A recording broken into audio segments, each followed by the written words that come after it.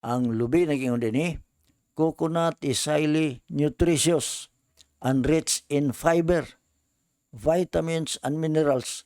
Taas kayog nutrition, unya taas ayang fiber, daghag vitamina ug daghan sad og minerales. So gi-classify kini nga gitawag og functional food because it provides many health benefits beyond its nutritional content. No? Gitawag siya functional nga pagkaon. Kana atong lawas dili na ka hunahuna og tarong og dili mag-function.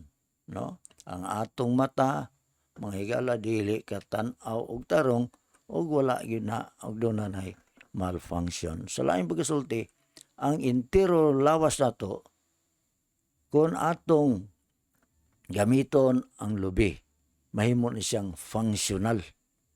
Makalihok tagtarong, makaistorya tagtarong, sa laing pagkasulti mga higala, makahuna-una tagtarong. So tanan tungod kay ang lubi kung atong gamiton, functional di siya nga pagkaon mga igsoon.